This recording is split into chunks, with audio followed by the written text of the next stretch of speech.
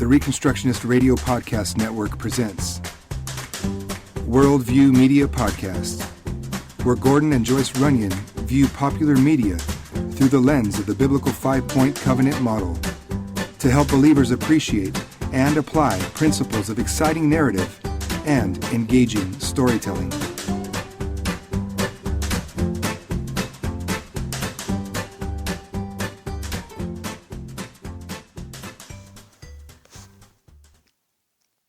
Hello. Hello. Welcome to this week's episode of the Worldview Media Podcast. Hello. My name is Gordan Runyan, and the hello bird here with me is my wife, Joyce. Well, very good.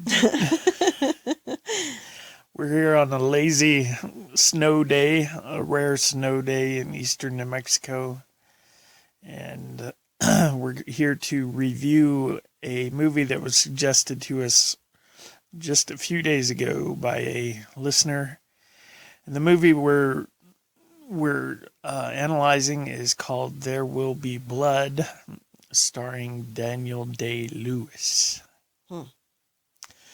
I had never heard of this movie before. Had you? Never heard of it. Never heard of it. Right. This is a bit of an unusual movie.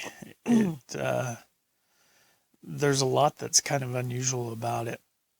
And I guess the plot of the movie is that Daniel Day-Lewis plays a oil driller, an oil prospector named Daniel Plainview. Mm-hmm.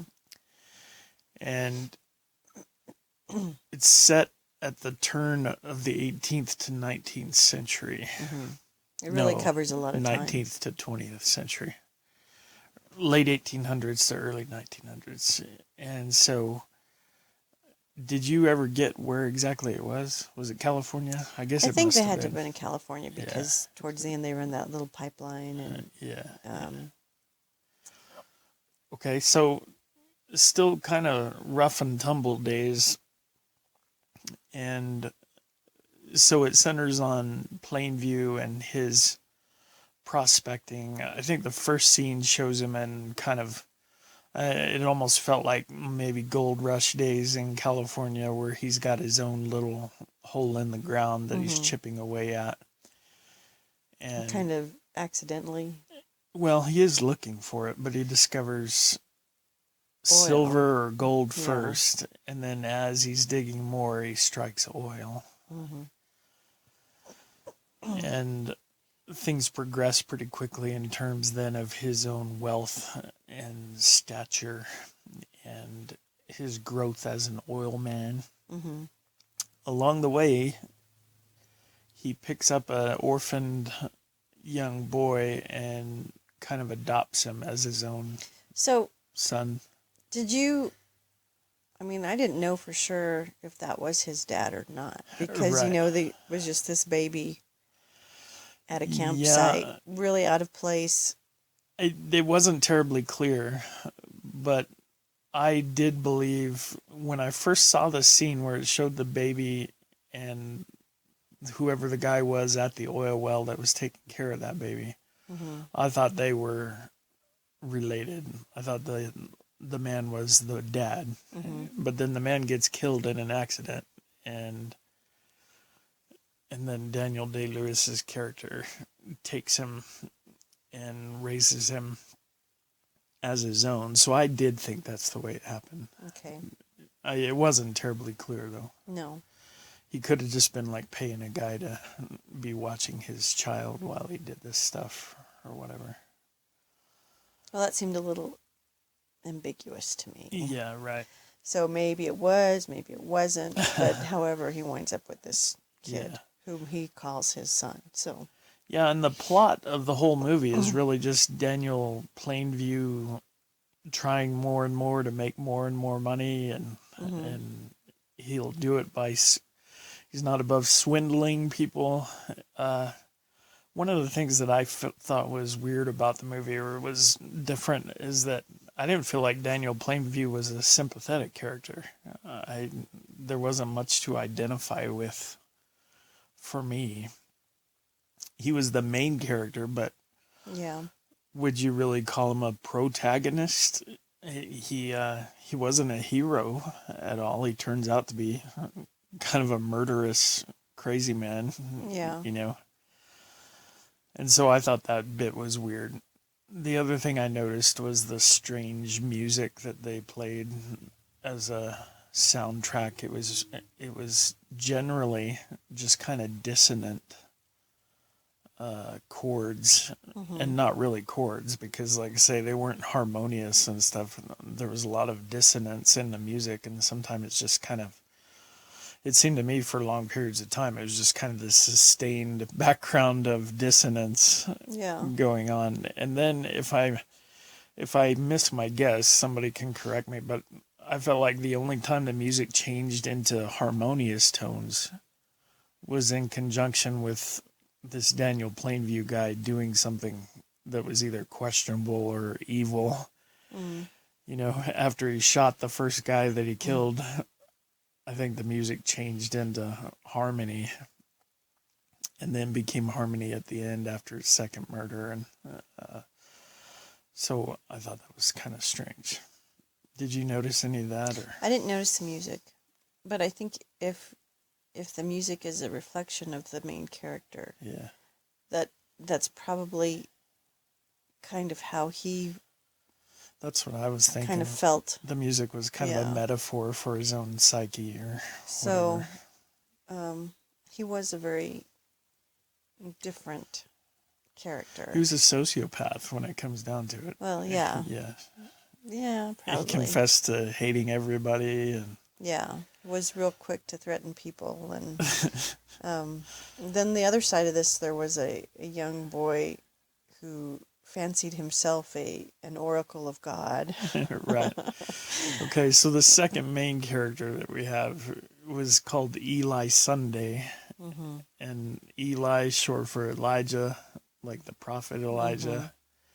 And then Sunday kind of being church day, and I felt like maybe the name was supposed to have some reference to his character, or at least the character he pretended to. And the issue is that in the American West, before things were terribly settled, Christianity kind of took a beating, you know, in terms of there were a lot of just whack nuts out there preaching and starting churches or being circuit riders, or I mean, there was a price to pay for the fact that the Methodists and the Baptists pretty much ordained you to go be a pioneer preacher just based on the fact that you had both a horse and a Bible, and that was about it. Yeah. Well, this guy didn't have either, really.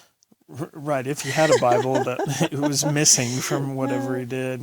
So Eli Sunday turns out to be just the worst kind of charlatan. You know, if the producers of the Trinity Broadcasting Network sat in on a service at Eli Sunday's church, they'd be like, dude, you got to rein it in a bit. You know, you got to calm down with the heresy and stuff. And so he was the worst. He was horrible. And it was obvious really right from the start that he's not a Christian at all. And he's in it for the money. Well, for me, I saw the whole movie as a contrast of two characters seeking power through different means. Oh, right.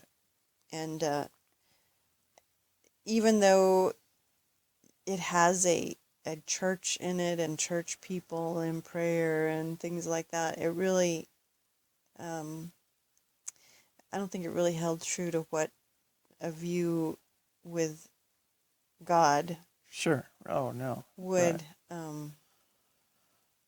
Would represent. No, it was all horrible. It was terrible. Even though it looks like, oh, well, there's this church, and oh, they're this and they're that, and there's healings, and you know, there's salvation, and it was a facade as much as the other character was a facade. They were both just out for themselves and would use whatever means to achieve that. Well, when I was thinking about the fact that the preacher's name there was Eli Sunday, and that was almost certainly intentional to just kind of talk about what kind of character he was or thought himself to be, I started thinking about the fact that the main guy's name was Daniel Plainview, and it occurred to me that Plainview was the one guy who saw through Eli Sunday from the very get-go. He saw him exactly for who he was right at the beginning. Mm-hmm. And his view of him never changed and never wavered, and it turned out to be exactly right. You know, he nailed the guy. Even got him to confess loudly that he was a false prophet, and for him, God was just a superstition that he could use for his own purposes and stuff. Well, but for me, that was just him turning the table on the guy. Like, he had it coming. You know, he had to make a confession himself. Daniel did, right? So I don't know. I didn't like the movie. I didn't really. It was just weird. What was the message in that? You know, what are you supposed to walk away from there with? And I just come up with nothing good. So. Well, if it's about that struggle for power that you're talking about and the two different means that were used, then it's kind of maybe a morality tale in that seeking power by either one of those means is going to wind up being destructive to you, or that they both kind of wind up in the same place. And so it's wrong for... Well, do they really both wind up in the same place? Well, they sure did. I mean, I felt like they did. Well, I don't know. They were both in the same room, but I don't think they were quite in the same place. Well, I mean, it both winds up at death and destruction, and Plainview, even though he got everything that he was looking for, he winds up losing it. It's all Well, it's teetering on empty. the edge. Yeah, it's nothing. And he was never satisfied. It never made him happy with anything. Yeah, loses the one bit of family that he had, and all of that. So it's all about loss and death and all of that as being kind of the end point of that desire for power. I do think Eli's family, of course, knew the truth about him as well. But you've got all these people carrying secrets that nobody wants to divulge. So I don't know. It wasn't my sort of movie. It was interesting to watch. Yeah, I didn't like the storytelling. There were some things like who the child really belonged to I thought were ambiguous, and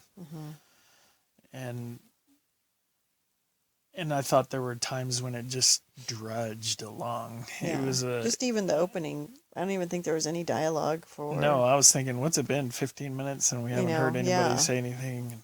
Yeah. So it was just it was a different look at cinema. Yeah. No, it was definitely off the beaten path, and there were times I thought it just moved horribly slow. And I'm willing to see the pace slowed down a little bit.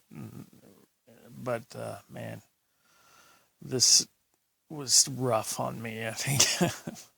So I'm kind of with you. It's I can see maybe there's some in terms of just presenting people with a warning about the lust for power, whether it's by money or by religion or whatever, that I can maybe see some value in it as a morality tale and a warning.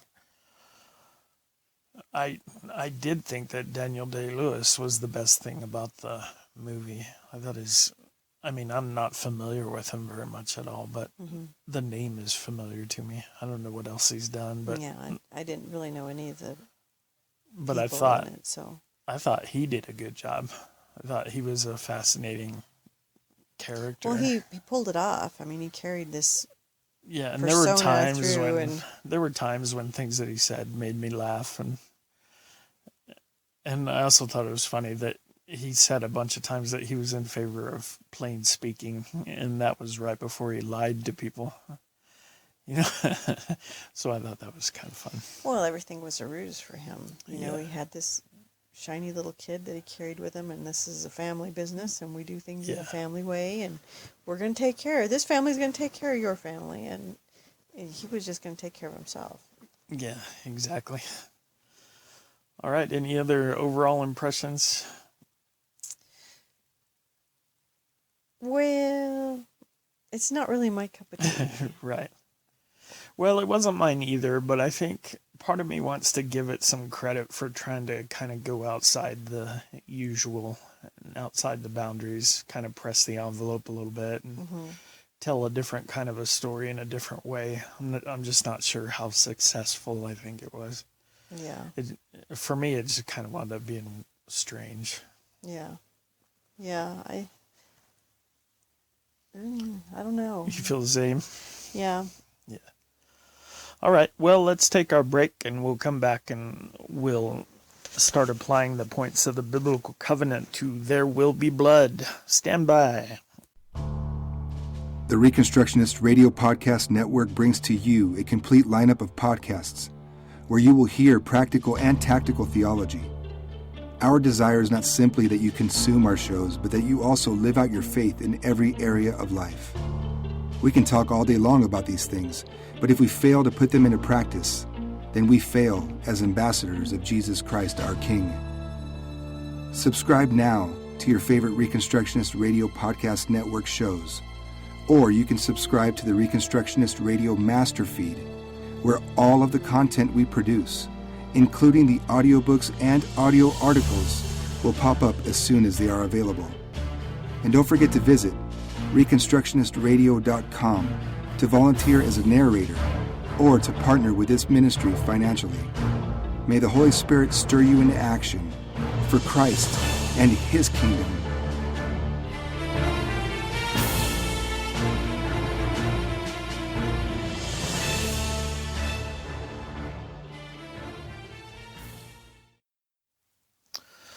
All right, we're back to take the movie There Will Be Blood through the points of the 5-point biblical covenant.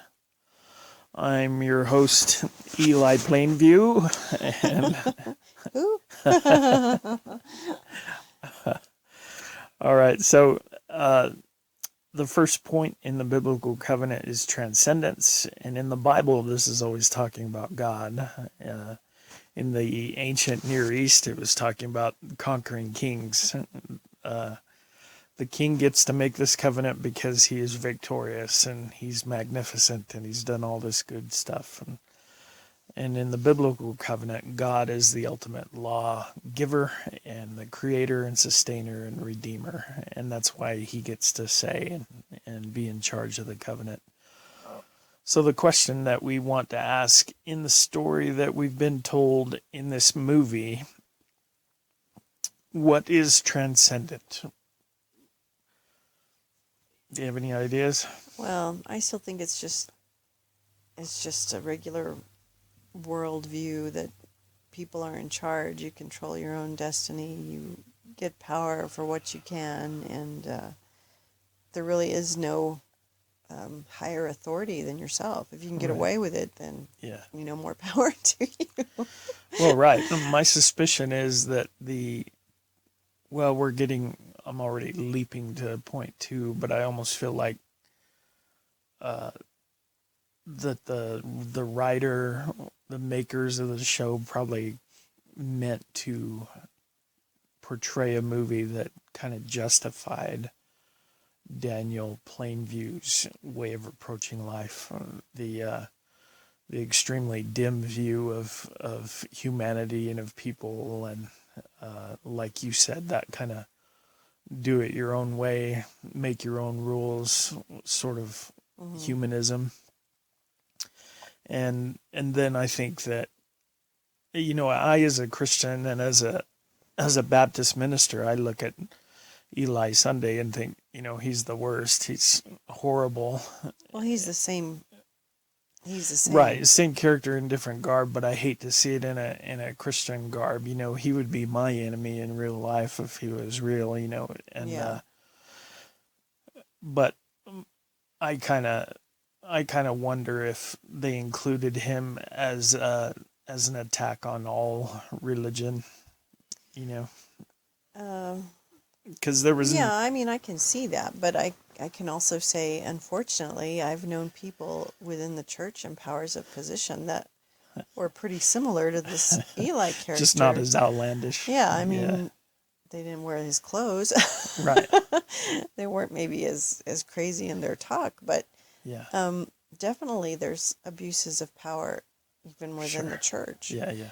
And especially within cults. I mean, it's all about power within cults, having people bend to your will and having them to be terrified to do anything against what you say. And, Right. and it's all power. And so it's not a view I'd like to see, but I think it happens more than we want to admit that it does. Yeah. Yeah, I guess that's part of my struggle, is precisely because I believe in the God who is truly transcendent. I can analyze this Eli Sunday guy and peg him as a false prophet and a charlatan and a villain. Mm-hmm. I just kind of wonder if that was what the makers of the movie were trying to say, or if they were trying to make a more expansive point that all religion is really just maybe a milder version of what Eli Sunday is doing. Well, I'm going to have to think probably the worst of those two, just because the people, I would be highly surprised if they held a different view themselves. Right. You know, when you write something or you're working on something like this, it's going to reflect you. Yeah, that's my thought. And so, you know, I think that's probably their opinion of religion. Yeah, I'd agree with that. I think that's where I come down. And so I'd agree it's if there is a transcendent message or a theme there, it really is what you're saying, that the best you can do is try to be guided by your own sense of conscience. And you know, there was a moment in the story where it shows that we don't see it happen, but apparently Daniel Plainview said something to the girl's dad who was abusing her, and basically threatened him. And you know, there, at least, I think that's the closest thing you had to a redeeming quality in Daniel Plainview, is that he hated hearing about child abuse. And I don't even know if that's really the case. I think he saw a place where he thought that was probably wrong. Yeah. And so he did something about it because he could. Right. Because again, he had that power where he could usurp it over somebody, and you're going to do what I tell you. I don't really see him as a very sympathetic character, you know, that he would really care about somebody else that much. And it was probably just because his son happened to mention it, and he thought the kid was a whacknut with Eli anyway, and so he just was like, well, you know, this ain't going to happen anymore, because he did kind of he saw through that family. Oh, didn't just see through Eli, but saw through the man as well, the father. Well, I think so. I think you've got to see that when he goes in and sits down with him to talk about buying the farm. Yeah. And the dad he's a pushover. The son's the one saying, this is what's going to happen, and this is how we're going to do it, and you'll do these things for us or we won't do it. Right. But the dad still had an agenda there that he wasn't being completely forthright about, I think. He was just incompetent about trying to get what he wanted. Well, but then you see later in the movie when his son confronts him and bullies him, and I don't think that was just something that we saw unusual happening that one time. It's just we saw it as an audience. I think that was probably, the kid figured that out a long time ago, and as kids grow up and find that they can be strong and overpower people around them, they, you know, that sometimes that's what they do. Right. So you're saying that, well, I think it's kind of obvious that Eli Sunday chose to pursue power through kind of this religious fiction that he had developed around himself, because he was kind of small and, he wasn't physically intimidating to very many people. But when he felt like he could physically intimidate his own father, he was perfectly willing to move in that direction and do that. So what's transcendence then? Just make your own rules, get away with what you can get away with, or something like that? Is that kind of Yeah, I think it's just the overarching rule? It's a very naturalistic view of, Yeah. We've got what we have right now, and you better make the most of it however you can. Right. Survival of the strongest. Mm-hmm. Yeah. Okay. Then I think we've already mentioned point 2 of the covenant is representation, and I think we see then that concept represented in both of the main characters. Yeah. And maybe also in the boy H.W. Plainview, maybe as he well, really, I'm thinking about when he was kind of in an adolescent stage and striking back at Daniel Plainview and kind of out, lashing out against him. Maybe that's a expression of that same concept. He just lacked the power to do what he wanted to do,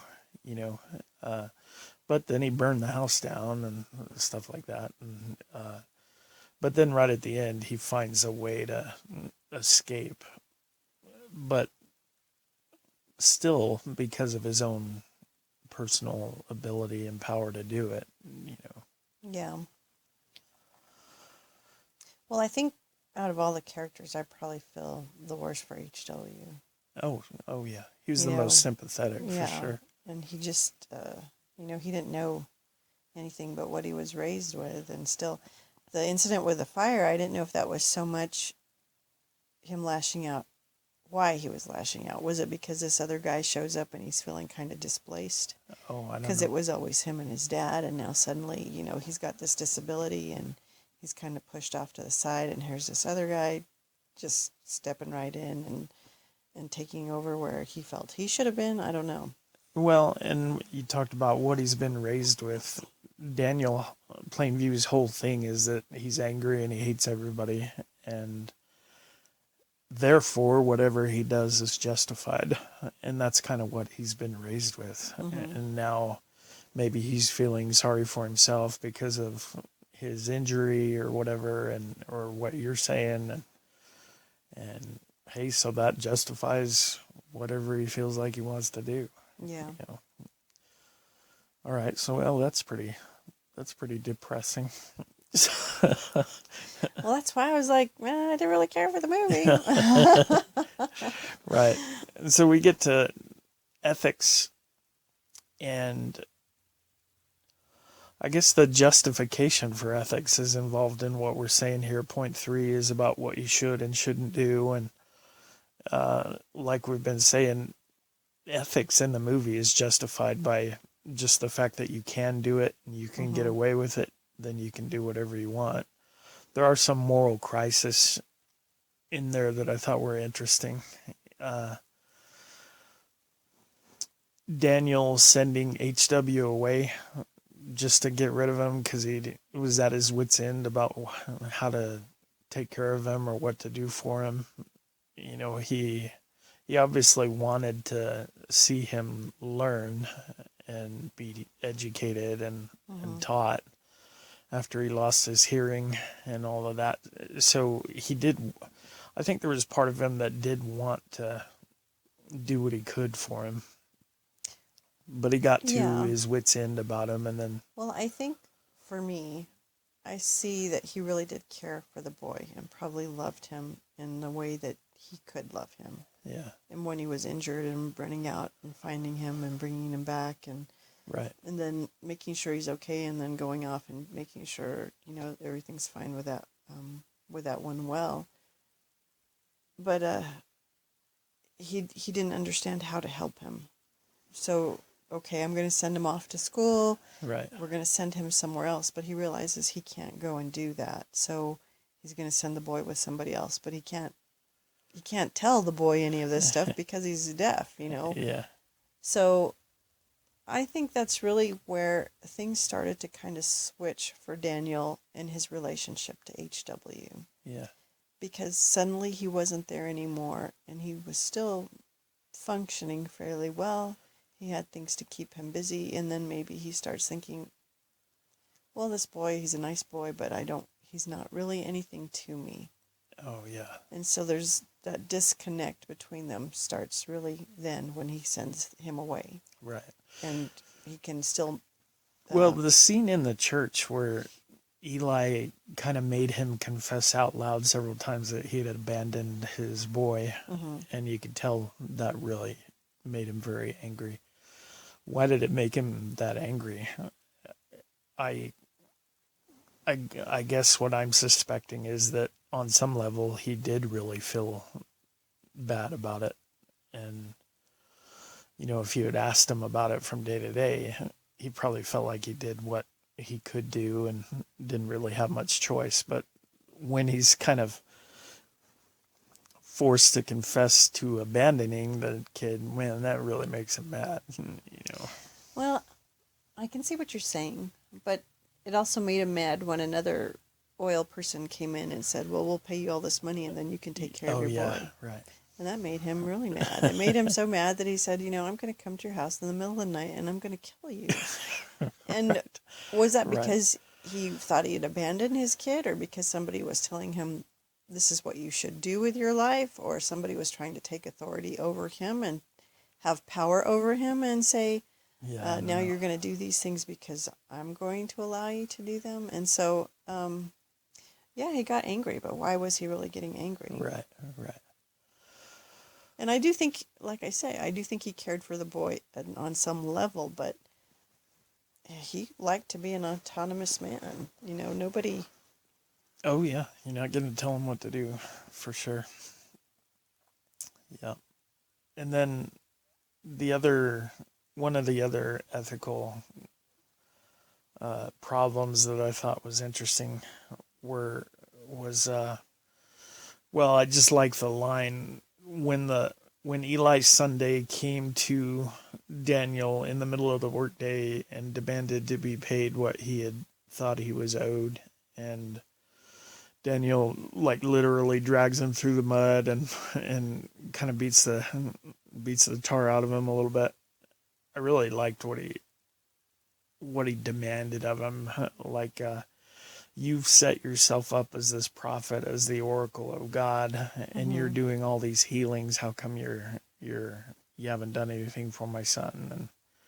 And that was just an expression of the fact that, like we said, he had seen through him right from the very beginning. He knew he was a joke and a caricature. Yeah. And then there was the ethical conundrum about the guy came in claiming to be Daniel's long-lost half-brother. From another mother. Right, brother from another mother. A real line in the movie. You're right. And then once Daniel figured it out that was fake, it just occurred to me, did HW figure out he was a fake? Is that why he tried to burn him in the middle of the night? I don't know. His dad was in that same. Clear. Yeah, his dad was in that same room though. So. Yeah, that's true. It almost looked like he had the line of accelerant going to the guy's bed or whatever. Well, I don't think he liked the guy for whatever reason. So Daniel is confronted with a choice then about what to do with this guy, who had apparently, by the time he figured it out, the guy had been a decent worker for him and stood by him and was obviously on his side as he was pursuing his goals and stuff, but he had lied to him and been deceitful, and that was just too much for him. Yeah. And so it was just he's the only one that can lie and be deceitful. Right. For him, it was just about doing what he needed to do, what he felt like he needed to do and what was right in that moment for him. And then I think we come to point 4, and point 4 of the biblical covenant is sanctions and oaths and sanctions. What does it cost to be part of this covenant? What do you get for obeying? What do you get for disobeying? And in terms of fiction and the stories that we're being told, we want to ask, does everybody get rewarded in a manner that's consistent with the previously stated views on transcendence and ethics and all of that? Is it consistent? And I guess we've already mentioned the fact that Daniel Plainview winds up losing everything and kind of going crazy. He's obviously at the end of the movie, he's a big drunk, and like you say, he's attained all the wealth and riches that he had been wanting the whole time, but it was all kind of just empty, and it was all just background. And well, it was all about the image. So he had, I mean, to look at the house, to look at where he was, to look that he had people in his house helping him or serving him, it looked like he had everything, but he really didn't. He really didn't. It was a big empty home. Right. And then but Eli Sunday, for me, he got what he deserved in terms of, I mean, maybe in the story it was a little bit excessive for Daniel to murder him, but, I'm thinking from a biblical standpoint, of biblical ethics, so the end of the false prophet should be that he gets put to death, so I didn't shed any tears. No, and I don't think anybody... When Eli got murdered, but it was murder. That wasn't a righteous judicial act or anything. That really was an act of murder. But did he deserve to die for his crimes? Yeah, he really did. And so I didn't feel bad for him. So he had that coming. And I thought it was in point 4 of the covenant, we talk about taking our oaths and making our confessions of faith. I just really felt like he proved in that scene before he got murdered, Daniel forced him to make that confession that he was a false prophet and that his God wasn't real. I think the fact that he was willing to make that confession proved who he was. Now, he did get forced. Did he really get forced? If he wanted the money, he was going to have to make that confession. Well, but the whole reason that Eli goes to Daniel is to begin with is because, well, you're my brother. You made this confession however many years ago that you're a sinner and, you want to be clean and they both knew what was up at that time. Exactly. But he's going to come back and try to use that over this man, and that was just stupid of him to begin with. Well, he was desperate. He had lost all his money or whatever.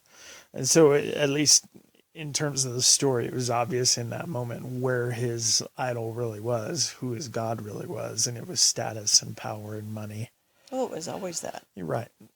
Only now it's a public confession now, shouted out repeatedly. If he had been a true man of faith, he'd have just said, well, there's no way I'm going to confess that. Yeah, he wouldn't have been there to see him. In fact, he tried to say that at the beginning. Oh, I can't say that. It would be a lie. Well, maybe I can say that. So I thought that was interesting. That was kind of a covenantal moment there as he shouts out his oath. And I think it wound up being more true than he wanted to say that it was, Yeah. And then we come to point 5 of the covenant, which is succession, and what do we see for the future of the characters here. And my hope is, like we talked about, that HW maybe departing from his father means departing from the whole kind of hamster wheel of chasing after power and destroying yourself in the process. you know, the fact that he was able to find the strength to leave and get out of his father's house. Yeah. Maybe that means good things for him moving on. He was staying in the business, though, so. Yeah, he's still in the business. Yeah. But now he was the enemy instead of his son, so. And then the other guy to think about is Daniel Hightower and what's coming his way. Well, does he have enough money to buy his way out of Plainview. What did I say? Hightower. Daniel Hightower. I was like. Daniel Plainview makes high towers. I was like, who's this? So Freudian slip there. So does Plainview have enough money to get out of the consequences for committing murder? Yeah, I don't know. And it didn't even really set well with me how the movie ended. Yeah. That, the last line is, I'm done now. I'm finished. Yeah. Yeah. Finished with what? Yeah. Yeah, I don't know. So, the whole thing was just kind of like, what?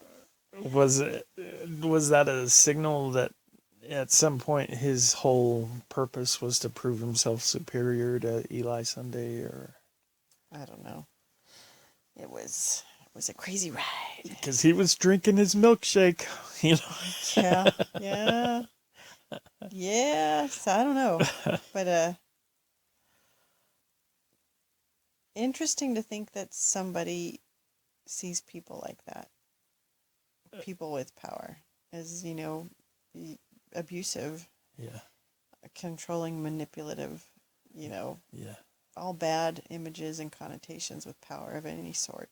It's all a guise. Yeah, it kind of goes back to what old Lord Voldemort said in the first Harry Potter.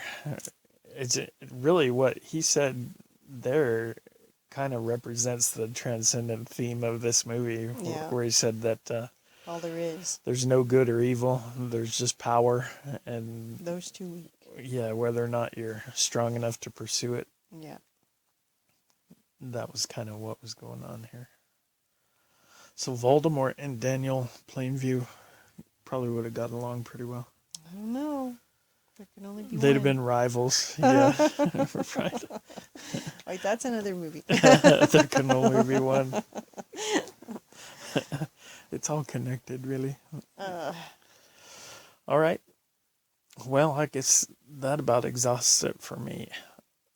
I'll reiterate, I did think that the soundtrack was weird, but I came to believe that there was a purpose to it. Yeah.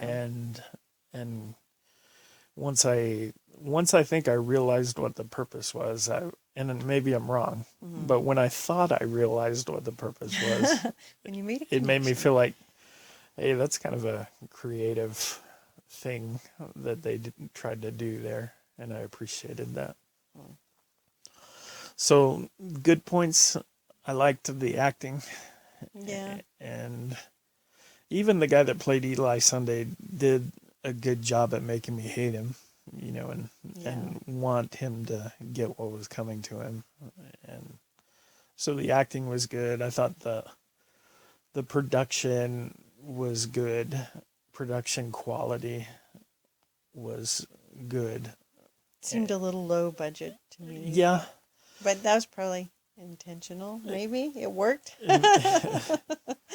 Yeah, and like I say, I felt like they tried to do something out of the ordinary, and I just don't like a story that doesn't have a clear hero, somebody that you can root for. It's hard to get involved in that story, I think. And this movie kind of proves that a little bit for me. Yeah, you don't really know anything about his background for Daniel, what he's doing, why he's there. Yeah. I mean, you just are plopped into another world and you're like, what's going on? And like you said, there's just no dialogue for the longest time. Even at places where, they're probably going to say something here because something's going on, and there's like nothing. Yeah. Absolutely nothing. And so it's a little disconcerting, and it's a different way of telling a story. Yeah. Would I recommend the movie to somebody else? Probably not. No, I think I wouldn't either. it was just a little too different for me. I think the only way I would recommend it is just because it is a little bit different. And it would be in the sense of, you ought to watch this and just see what you think. And Yeah. do you think it's as weird as I thought it was? That kind of thing. All right. There you go. And I think that next week we're looking at doing our first reality TV show. That could be interesting. Yeah. And in fact, I think we've got a couple of those maybe on the way. So that'll be fun. A little bit different. And Yeah. so I guess I'm good if you're good. Are you ready to go? I think I'm done. All right. I'm finished now. I am finished. Right. All right. Well, thank you all for tuning in. Nobody's made it all the way to the end of this broadcast, I'm fairly sure. But for those of you who are still here, thank you. And we want to encourage you, as always, to be covenantal in your thinking, in what's being preached to you, and also to go out and be covenantal in your creative endeavors. So, glory be to God, and go out there and take dominion for the sake of Jesus. All right. Praise God. We'll see you all. Yeah. Bye. Hello. All right. Bye. Thank you for listening to the Worldview Media Podcast. Please visit reconstructionistradio.com to check out the other podcasts in our network and to download our free audiobooks.